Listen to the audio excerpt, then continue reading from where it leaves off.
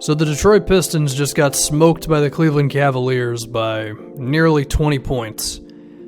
And that is the 8th loss in a row for the Pistons. They are 22-26 on the season. They are, about 3 games out of the 8th seed right now in the Eastern Conference.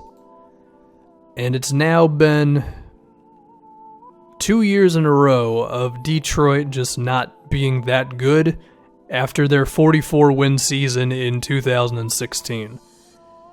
And the reason why this team is tough to figure out, I guess, for me a little bit at least, is because they have talented players. Between Andre Drummond, Reggie Jackson, they had Avery Bradley this season, Tobias Harris.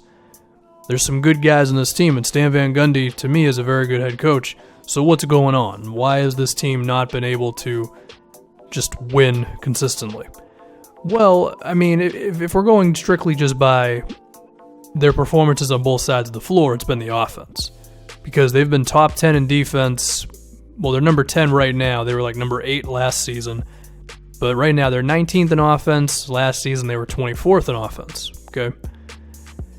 And the immediate thing that we should give them a little bit of a break on is that Reggie Jackson has missed time for 2 straight years. Last season, he played 52 games. This season, Reggie Jackson is currently suffering an ankle sprain that's left him out since around Christmas time. And for the season, Reggie Jackson has only played 33 games. It's not rocket science. You lose your starting point guard for a decent amount of time, and you have underperformed on offense. So there's that for you. But even so, even when Reggie Jackson has been in there, it's not like this team has been just gangbusters. And, I mean, in fact, if you remember, in 2017, once Reggie Jackson came back, the chemistry of the team was kind of zapped because of his shoot-first mentality. And the thing with Reggie Jackson is he's not good enough to warrant how often he shoots the ball. Because, I mean, Reggie, he's an okay pick-and-roll player. He's an okay scorer. He can have some big nights where he'll hit some threes with a guy in his face and finishes at the rim well enough, but at his absolute best, what is he, like 17-6? It's cool, but it's not good enough to lead an offense like that. And I think that's part of the problem, right? Now, I think one thing that really helped out Detroit, and I think this can be the saving grace of this season, is Andre Drummond really made some strides on offense this year.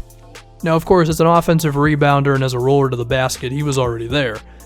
But specifically with the playmaking, as he's up to 4 assists a game, and a lot of it is just handoffs on the top of the key and passing to guys who cut to the basket, and it improves the spacing a lot for the team, and it adds an element that Drummond just wasn't able to bring before. Now, he's got to cut down on the turnovers, but given that this is his first season with this playstyle, I think it's a good starting point. The next thing would be if he can improve his ball handling to where he could perhaps push the ball in transition a little bit, get his Al Horford or Draymond Green on. But it's definitely a start for Drummond on offense. And then his free throw shooting, it's improved. I mean, what's it at right now? It's at 62%. Like, Drummond's getting better. Defensively, I think he's fine. He's not... I don't think he's anywhere near like above average defensively, but he's passable, I guess. You put him with a good coach in Stan Van Gundy, and I think it's enough. This team has been good defensively. But the big problem is that they just don't have a big-time scorer, right? I mean, Tobias Harris was probably their best scorer this season. He's putting up 18 a game. And Harris can post up on smaller guys. He can beat bigger guys off the dribble, but he's just not good enough to consistently get buckets for you, right? Avery Bradley needs to score within the flow of an offense. He'll occasionally have some pull-up mid-range, but, it's just not really enough. And I think this team this year has just been so random because a lot of their lineups that involve, like, all the starters are not good at all. And then once they start throwing in, like, 1 or 2 bench guys into the lineups, like Luke Kennard or Anthony Tolliver, Langston Galloway, at least earlier in the season, that's when they start winning. And, I mean, the combination of just a whole lot of randomness with lineups on top of not being good offensively, that just tells me you need someone who can get some buckets, right? So what do? How do they go about getting that guy? Well, if we're looking at trade assets on this team, it's Stanley Johnson. Right now, Avery Bradley. He's on the 1 year, and I mean, that throws a monkey wrench into it all, but I don't know, if you traded him to some team who could be confident enough in re-signing him, then there's that, but, you know, if a team is willing to trade a scorer away, then they're probably in a situation like the Hornets are, where Kemba Walker's probably going to be gone after next season. And actually, while I talk about the idea of a potential Avery Bradley trade, I think you could get something pretty decent for him, because I mean, he's like one of the best two-way players in the league. He knocks down threes, and he's like 27. He's going to be 28, and he's probably, $15 million a season or so. I mean, yeah, that's a pretty penny, but I think teams would be willing to take that guy on and potentially go a little deeper into the salary cap for it. I mean, the Cleveland rumor's out there. Would Avery Bradley and a Kevin Love trade with other pieces involved, I'm sure. I mean, if that presents itself, do you do it if you're the Pistons? Hell yeah, you do it. Because you're talking about offense. K-Love's shooting and his posting up on switches and all that, and I think Stan Van could use K-Love really well in terms of movement and all that, setting screens and then immediately popping out for three like he did in Minnesota. Could be some interesting things. And even if you can't get Kevin Love, I think you could definitely get something good for Bradley.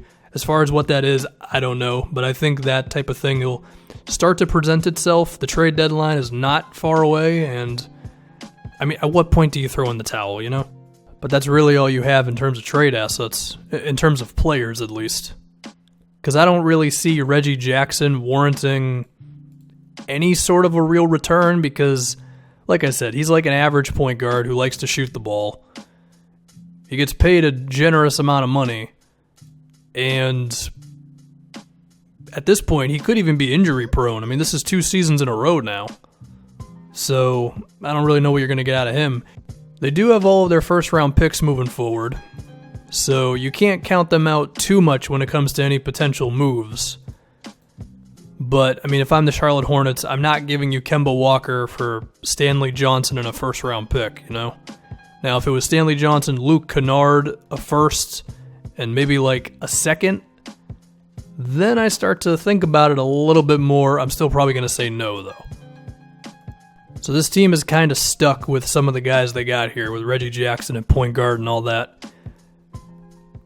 I mean, one thing Detroit could look to do in the future just to improve this offense and hopefully not kill the defense, which has been okay. I think that's between Stanley Johnson being pretty alright, Drummond being good enough on defense. They've had 2 of the better defensive 2 guards for the past couple seasons. This year, Avery Bradley, last year, KCP. Tobias Harris is fine. Stan Van's a very good defensive head coach. So you want to maintain that, but I think if you just found a surge of 3-point shooting, that's the type of thing that could help you out, right? Because right now, Detroit is 18th in threes attempted per game. They're 15th in threes made per game. Now, with that, there are 2 guys who can make threes that might not be on this team next season. One is Avery Bradley, one is Anthony Tolliver. Tolliver, they're both free agents, and I would look to re-sign Tolliver because I think you can keep him for probably like half of what Bradley's going to make, and Tolliver can hit outside shots and all that for you. I mean, maybe Luke Kennard starting at the 2-guard position next year is the way to go, because I think he can put up 5 to 7 to maybe more than that threes a game, and it'll be like efficient offense for you. Because the dude was a lights-out shooter in college. He's knocking down his threes this year, and this team needs an offensive jolt. And then hopefully you can maintain yourselves defensively with him in there. Besides that, the one name that's out there is Nikola Mirotic. I think they could definitely use him as a stretch 4 to sometimes play next to Drummond, and however else you can use him, get creative. Basically what I'm getting at is, if you're not going to have that big-time 20-plus point scorer on your team, then you need to just have as much shooting as possible, and you can hopefully maintain the defense. And, I mean, I admit, if you go with the Kennard idea that I have, then that's a little bit of a risk, because he's worse than both Bradley and KCP on defense. But then you just just try to improve the offense as much as you can, man. If you put as much shooting out there as around Reggie Jackson and Andre Drummond as possible, with Reggie Jackson's ability to play in the pick and roll and Drummond with his newfound passing stuff, maybe that can be enough to where you can creep up to like hovering around top 10 in offense, and you can still be around top 10 in defense, and then before you know it, boom, you're winning like 47 to maybe 50 something games, and then at that point it becomes a matter of, can Drummond keep getting better, and what else, whatever else you can do. So that's my idea. Basically, if you get a lot of shooting, then your offense gets better. I know, it's rocket science. I think I'm done. I think that's going to do it for this. Team is just in shambles, man. They got talent, and it hasn't come together. So we'll see what happens. But I'm done.